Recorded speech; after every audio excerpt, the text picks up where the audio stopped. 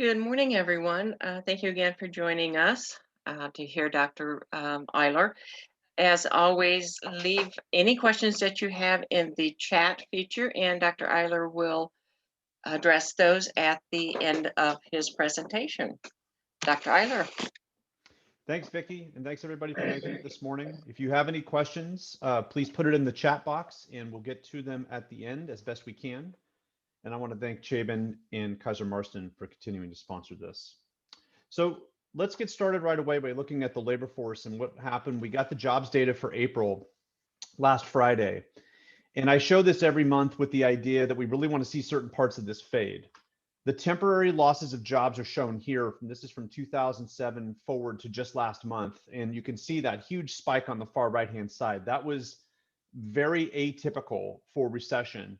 And that's why a lot of people predicted that we would have what's so-called V-shaped recovery, with the idea that we would see a quick downturn and then a quick pick back up, and the recession would look like a V because the recovery really sort of shaped that right-hand leg of the recovery very quickly back up. That did not happen because we have started to see permanent job losses, which are shown by the blue on this graph. And you can now easily see the Great Recession, which you could not see with just the temporary layoffs before. And the other ways that people lose their jobs is by completing temporary jobs and now looking for new work. They quit, they re-enter the labor force, which has been a large amount of controversy, especially as schools are slowly starting to reopen or talk about reopening, where we see a surge back of people into the labor force that actually chose to leave the labor force because of childcare reasons, and then new graduates of high school and college, typically folks that are now entering the workforce or the labor force for the first time. But the point of this graph is really to suggest the following. One is that the more rainbowish the graph looks, the more typical the recession is. And so you can see on the far right-hand side, we still have a lot of folks that are out of work for temporary reasons. We need that gray area to fade quickly, and we also need the blue area to start to fade quickly. And I'll come back to this in a minute when we talk about what happened in the aggregate in the US labor market. But this pretty much tells the story about what's happened in the US labor market since the recession began, but also showing some comparisons specifically to the unemployed to the so-called Great Recession, where you can see the huge job losses, about a quarter of the page moving left to right. Now, when we look at continued claims for unemployment insurance, what these are supposed to do are meant to, in a sense, predict changes on the graph we just saw. And these are weekly data starting in January 2020, moving forward to just about a week and a half ago. And this is the US progression using the left-hand axis. So you can see the real quick spike in May 2020, basically topping off somewhere in the early part of the month, sliding down quickly, again, following that idea that we were going to have relatively quick recovery, and then it started to flatten out a little bit. And it took most of summer and into the fall to really start to get momentum. We got some really nice momentum going into the fall, and you can see that more quick gradient moving down toward the flattening period starting in December. And then we get into what we think of as typical recession problems, which means that, okay, so we get a lot of jobs come back once the economy looks like it's in recovery mode, but then there's still some portion of the labor market that struggles to come back. And we're starting to get some of the ills of that issue creeping into the economy, which means that even though we've had some very quick recovery momentum, it's going to still take a little while to get us back to the same capacity we were right before the recession began. Here's California in contrast, basically more volatility in 2020 until about September, and then moving in very much in the same mode. And a lot of that was because social policies began to become a little bit more congruent across the United States, or at least generally speaking, where the larger population states are, and hence recovery started to be similarly shaped between the US on average, which is the blue, and California, which is the black, using the right-hand axis in the case of California. The point is we need both of these to fade towards zero. You can see what was true pre-COVID-19 recession, which is the first part of this graph on the far left-hand side. We need to drift back down to where the line continues along that sort of flat path as we were pre-COVID, but we still have some room to go. Now, if we look industrially at the latest job numbers, I'm now comparing April 2021 to April 2019. Because if we look at April 2020, we would see gigantic jumps all over the place. And that's actually not as interesting as where we were 2 years ago with respect to April and April comparisons. So normally we look year on year. For the next few months, we're actually going to be looking 2 years ago, because that's the pre-COVID benchmark we're trying to get the economy back to as a result of recovery. So looking industrially, this is where we started a recession, where April 2020 was the big month for the national economy, big cuts, especially in bars and restaurants, food services, drinking places, accommodation on the hotel and sort of the travel visitor support side. And then by January 2021, we had seen recovery pretty much across the board. Now, in some cases, the recovery was not as big, but at least it was showing some lift off the bottom, and we should have expected that. February, we saw a little bit more. March, we saw a little bit more. And we're sort of seeing this creeping move back to that red dotted line. And we need to get back to the red dotted line to truly get recovered and then grow after that. And then here's April. So if you look at the far right-hand side and you look at accommodation, the travel industry is still in relatively big trouble. And we're going to see how summer 2021 picks up some of that initially, but don't expect the travel industry to really come back until 2022 or 2023, simply because we won't have international travel completely sorted out yet. Domestic travel is still going to have some reticence about moving around and staying at hotels and going to events. And also having limited attendance at events means you're not going to have as much demand, which means there also will not be as much travel. So you see that that's still about 26 out of 100 people who were out of a job. And this is the trick with now going forward from April 2021 forward, is that 25.7% negative is actually compared to April 2019. So they're down almost 26 out of 100 jobs that were there in hotels, motels, bed and breakfast, and places where people stay overnight 2 years ago, not there as of last month.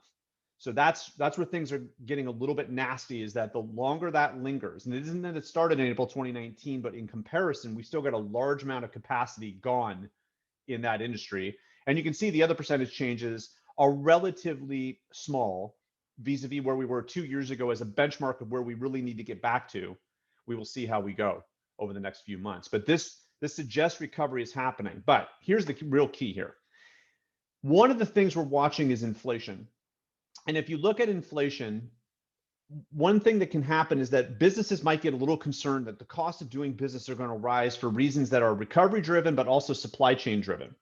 And with respect to that, we're watching closely a bunch of different ways of thinking about inflation to make sure we're not jumping the gun for two things. One is that does the recovery momentum, is it slow enough to suggest that the Federal Reserve should not increase interest rates, and that we still probably need maybe some thoughts about fiscal stimulus to really push recovery all the way through?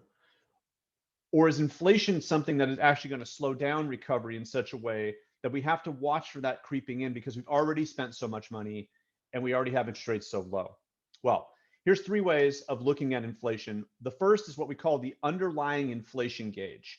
And the Federal Reserve uses this measure as a way of thinking about policy, partially, but it also is a way of thinking forward, is that it's meant to use all the markets. So not just looking at the prices of goods and services compared 1 month to the next or 1 year to the next, which are the next two pieces, but actually trying to think about how labor markets, financial markets, economic activity all come together to, in a sense, tell a tale about where inflation probably is, thinking that we're already doing these estimates. But the actual headline inflation after food and energy prices are taken out is this one. This is core CPI, and you can see that's been relatively slow moving. And then sticky price core CPI, which is where businesses are making decisions about how they price. You can see that that difference between the blue and the red is usually where businesses are trying to get a little bit more margin as they can. You can see on the far left-hand side, businesses were still trying to figure out movement out of the Great Recession. Hence, the blue is a little bit lower than the red. But the point is this. That's what's ended up in the newspaper. We see that quick jump in all those pieces that the Federal Reserve is watching go above 2%. Looks like it's almost on this weird vertical climb. And all the fears about too much money in the system, too much fiscal stimulus, too low interest rates. Is this now the beginning of relatively fast moving inflation? And most economists agree it is not. It's a short-term phenomenon because we've had some supply chain issues. We have also demand rising relatively quickly vis-a-vis normal times. And so we should expect inflation to jump a little bit. But if you look at those core measures, their movement, yes, is moving up, but it's moving more slowly. And the key to inflation is having it more predictable. But it's something that can affect the way in which businesses think about hiring because they're concerned about the cost of doing business rising. And certainly if you look at what's going on with gas prices, that can stir a little bit of just gut feel in businesses about, boy, maybe I'm not going to hire as many people, but I'll come back to that in a minute. Here's a way to look at recovery from not the unemployment side, but from the employment side. This is the movement during the Great Recession of the volume of workers that were there before the recession started to the point where we just recovered. So we kind of talked about this when we looked at the industrial differences of recovery and saw with food services and drinking places and accommodation still way down from where they were 2 years ago. This is where you can see the long haul it took to get out of the Great Recession, about 78 months seasonally adjusted to get back to the same volume of workers we were right before we started to lose jobs in the Great Recession. And here's the COVID-19 recovery. So this again shows that sort of V-shape initial recovery idea, but then it's starting to flatten out a little bit. And that flattening out piece is critical for two reasons. One is that the Federal Reserve is also watching this very closely to say, okay, there may be some inflation, but if we believe it's short term, there's no reason for us to change interest rates because we're not trying to shape short-term behavior. We're trying to shape medium to long-term behavior so everybody understands where we're going in terms of the path of interest rates. The second is that slow movement toward the red line, right? Initially is a big jumps. And we heard a lot of rhetoric around, okay, everything we're doing is right and we're seeing these huge gains in jobs. Well, the gains in jobs are slowing down a little bit. Part of it's because, as an economist would say, there's natural frictions in the labor market as you get closer and closer to full employment, part one, but really just sorting out after a lot of labor market confusion where people are going to go. So having those specific industries still hurting means there's still a lot of people looking around for work who used to work for hotels, motels, restaurants, bars, haven't got their job back yet. Where are they going to go? And is the demand there for them?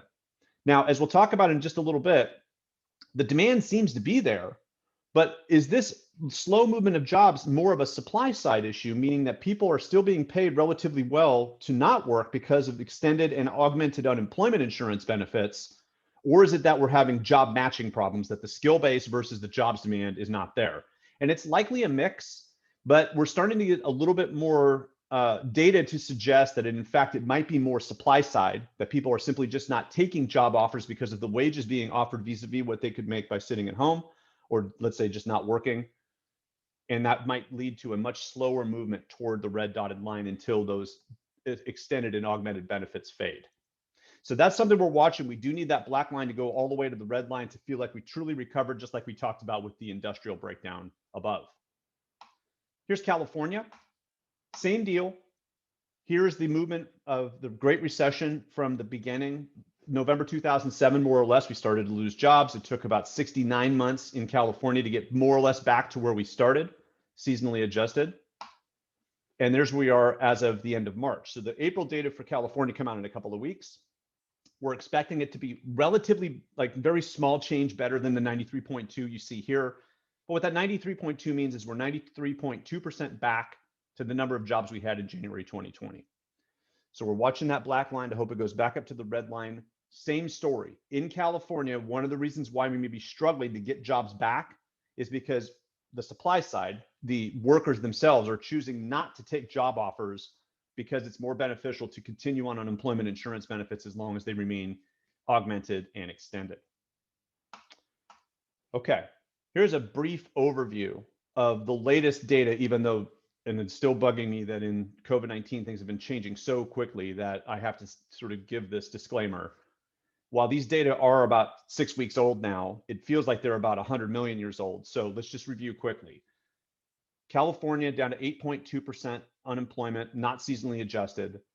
Los Angeles still about 11%. A lot of issues there in terms of the industries we saw before, though one thing that's in kind of positive and also maybe a little bit baffling is the amount of labor force that's changed in Los Angeles. You likely are seeing now a lot of people in Los Angeles who chose to walk away from the labor force now coming back in because schools are reopening, and also they're starting to see stirrings of recovery in Los Angeles more completely. So we're hoping to see some real quick job jumps in the Los Angeles area over the next few months. San Francisco, very confounding. Loss of labor force, loss of jobs, but unemployment smaller. A lot of that could be because the folks that are left in San Francisco are basically working, even though there's been changes, the actual labor force that's there, which has shrunk, is more or less engaged and working.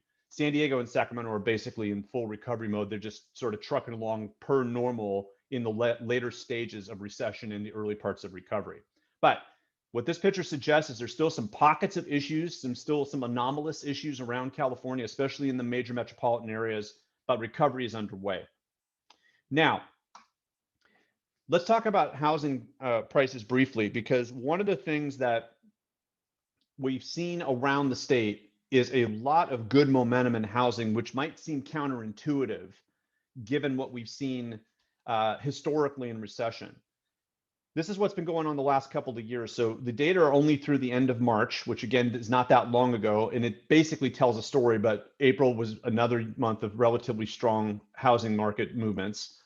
We'll see California's about 11% growth over the 1 year stretch, March 2020 to March 2021. 2 years higher than that, but most of the growth of the last 2 years has been in the last year. You can see that across the board in these major metropolitan areas, except for San Francisco and San Mateo, which are on the far right-hand side. And a lot of that's because of what's happened over the last 12 months. We've seen people leaving the core Bay Area in California, and it's helped slow down housing prices for better or for worse. Now, if you look at this, these are the major metropolitan areas, and they're sort of ordered in that way. If we look at the more rural areas of California, we took Butte County in terms of size of county and moved it all the way down to Lassen County. You can see there's still some relatively big jumps. And a lot of this might be because people left urban areas and went to rural areas. Still a lot of consternation about that. We're going to talk about this in just a second. We talk about population movements. But you can see that there's also some really strong growth in rural markets as well. Usually you don't see this happening simultaneously, but the supposition is that you've had people that were renting or in urban markets. They've left those markets to seek out whatever units were available because there have not been a large number of units available that is bidding up housing prices. And we're seeing strong growth basically across the board in California. So there's not really a rural or urban dichotomy, except for a couple of pockets around the California in terms of housing prices. This just gives you a sense of what's happened over the last couple of years. So really strong housing markets, always an opportunity cost. It's pushing home ownership farther and farther away from our lower and middle income workers. Here's a housing forecast. So not only have things been good, but the prediction is for things to continue to be good. And most housing economists agree. These data are all from Zillow, because Zillow has the most robust publicly available database about housing prices, at least that I've found. And most economists look at this as sort of a bellwether of where things are with respect to all housing economists' forecasts. But the point here is that positivity across the board, including the core Bay Area, which has had kind of a pretty tough 12 months. But if you look at this mix, on the left-hand side, a lot of the growth looks like it's going to happen, or a lot of really, let's say, high or robust growth in housing prices is going to happen in relatively rural or small suburban areas. There's not really any pattern that's emerging over the next 12 months, except for the fact that we're looking for housing prices to rise across the board.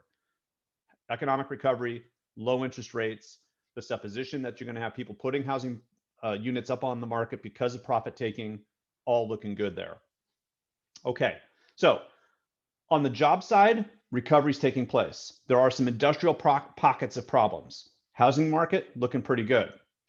One place that we've seen some really recent data is on population. So on Friday, as part of the governor's May revised budget, the Department of Finance released its latest data estimates in terms of population through the end of 2020. So one of the big questions we've had is, where have people come and gone from in California, and what places are losing population and what places are gaining population in net? These are the top 10 percentage losers of population across the counties of California. So Lassen County, Santa Cruz County, Butte County, Tuolumne County, Santa Barbara, the top 5. But I'm also showing you the number of people, because in some cases you're getting large percentage changes because there's small population. So I wanted to give some perspective on this about the loss of population. But the key is that you're not seeing any real obvious geography mix here. You're seeing a little bit across California, a little bit of a mix of rural, urban, suburban, and then here are the top gains. So San Benito County, Placer, San Joaquin. This is getting a little bit more around the Sacramento area or outside of Santa Clara County, where you may have seen people leaving the urban area, moving something close that's commutable if they needed to, but trying to take advantage of low interest rates and the preservation of high wage jobs while the getting is good.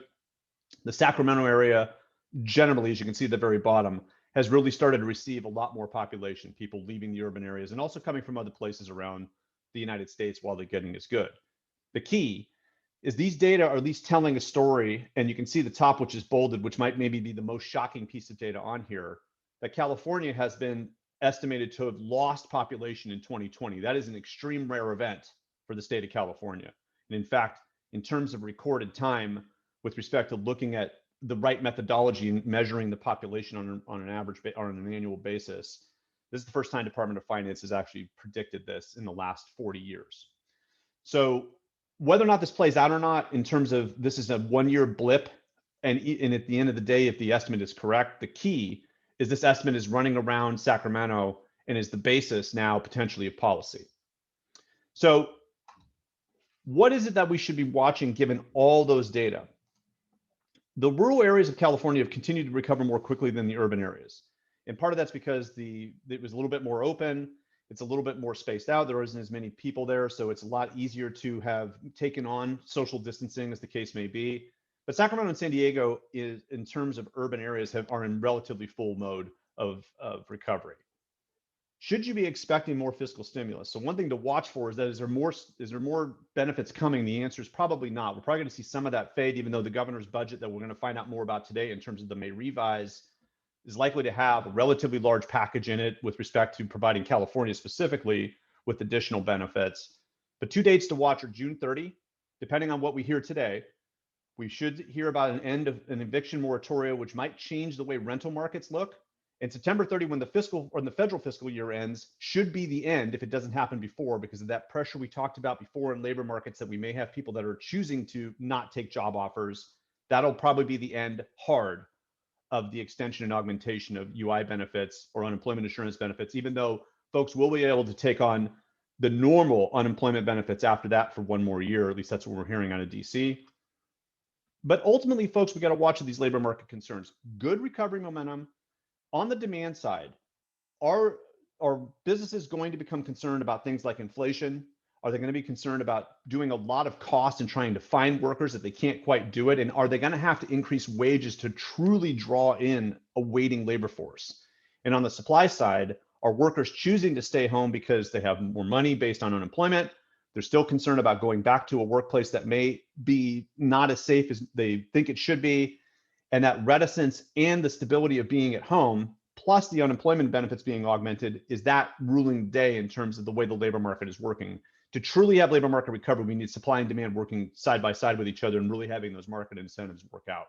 For right now, which is classic when you have relatively big fiscal policy or big legislation that helps workers, there's some frictions in the labor market which might slow down recovery in the short term.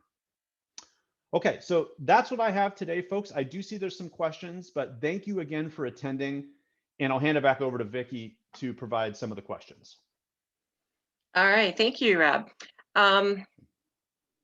From Lisa is asking, what are ED services, educational services, and why the lack of recovery or downturn? Part of that's probably because we saw some retirements in education, which, remember, the way that those data should read, and it's a little tricky because I'm trying to show it all in one graph, is there's some change in the number of jobs that were there 1 year previous.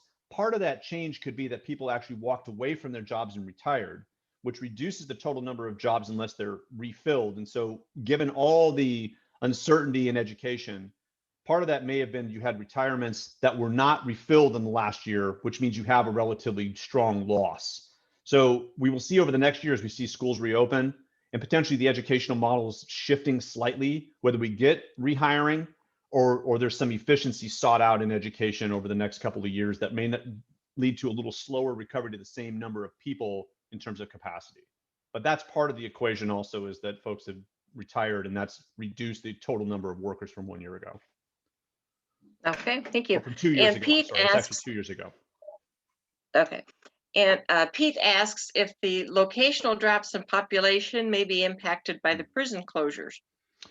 It could be. The prison population is not counted generally in those estimates that I know of, but it could be that in terms of like, let's say Lassen County, that it could be part of that.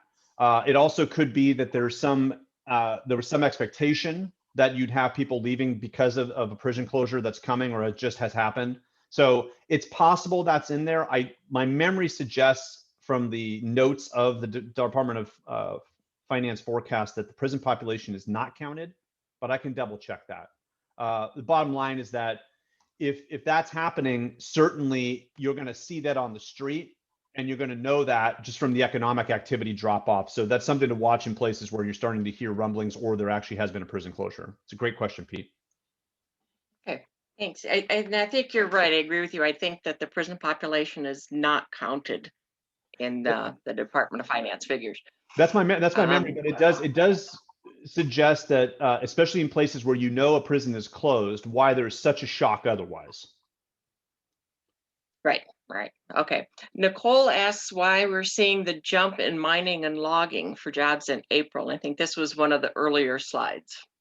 Mainly, it's you're seeing those jobs open back up, and it could be that, remember that mining and logging is a relatively small, I shouldn't say remember, but mining and logging is a relatively small number of workers. So getting a relatively quick jump is not that big a deal because it's just easy to get quick percentage jumps from small base numbers. So that could just be the idea that you had a couple of mines or logging operations go back online and it just popped the numbers just for that month.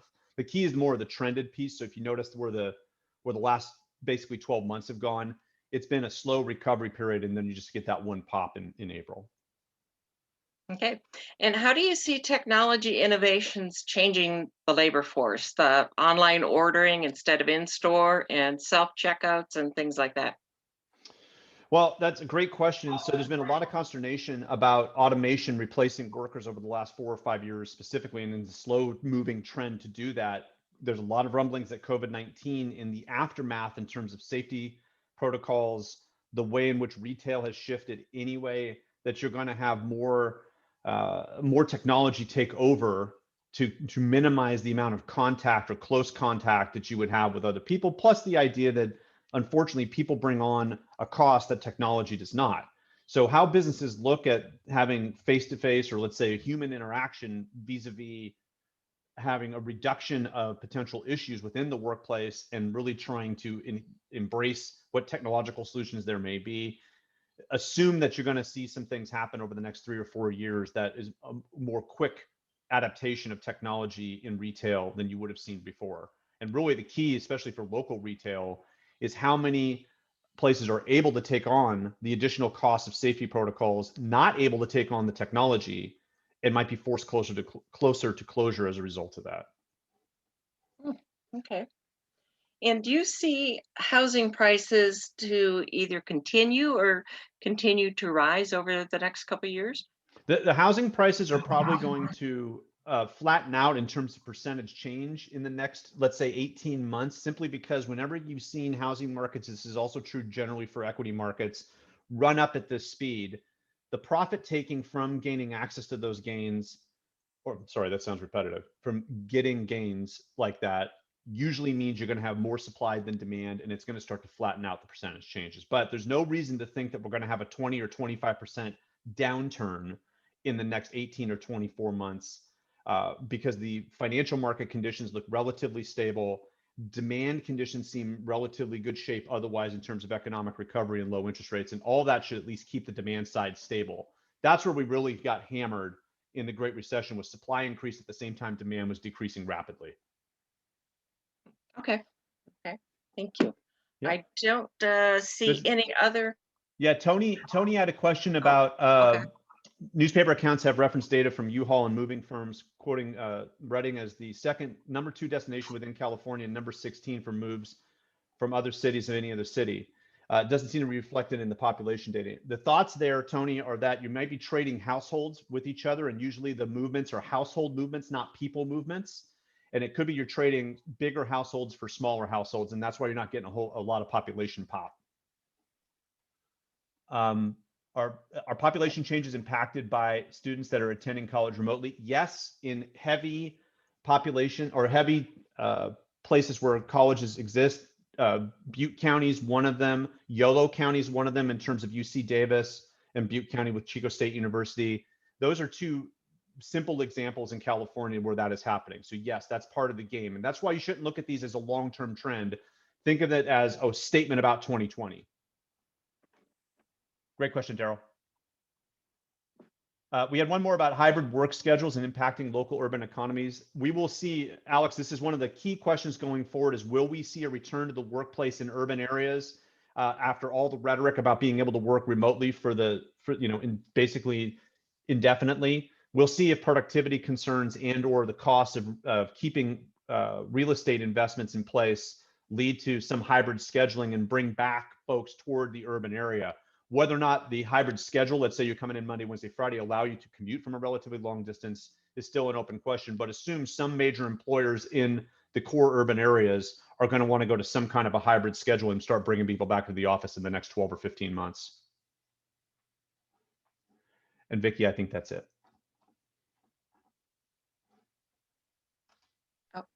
Okay, thank you everyone for joining us, and the recording as usual will be on the ChabenConcepts.com website. Thank you, Dr. Eiler and KMA for sponsoring. We will send you a notice for the next webinar in 3 or 4 weeks.